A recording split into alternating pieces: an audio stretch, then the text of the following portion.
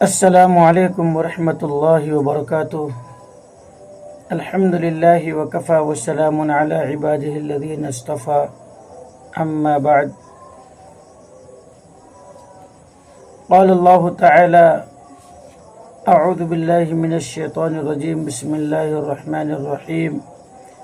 ان عدۃ الشہور عند اللہ 12 شہرا فی کتاب اللہ یوم خلق السماوات والارض منها 4 حرم۔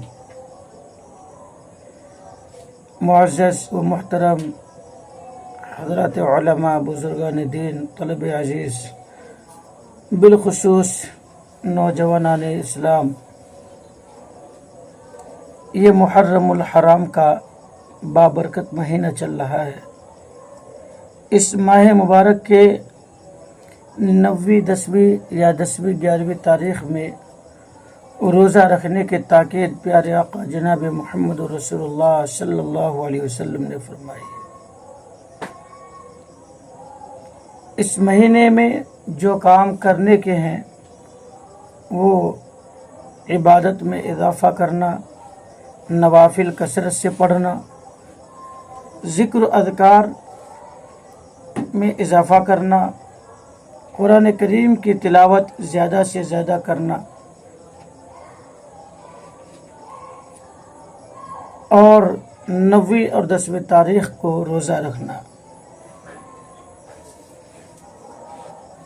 یہ اصل کام ہے کرنے کے۔ اور جو کام نہیں کرنا ہے، مثلا ڈھول بجانا، تعزیہ نکالنا، اسی طریقے سے پٹاخے پھوڑنا اور لہو و لعب کے کاموں میں مشغول ہونا، یہ وہ تمام کام ہے جو اسلام میں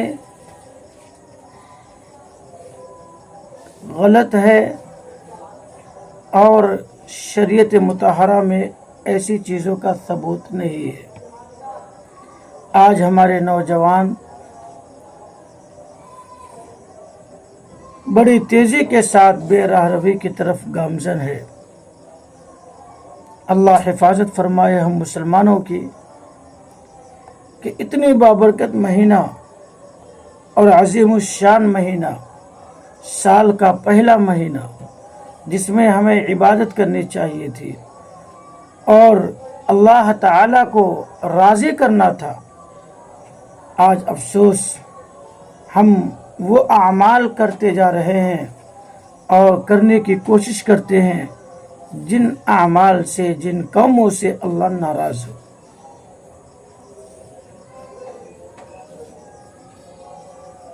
اس ماہ مبارک میں بالخصوص 9ویں 10ویں تاریخ کو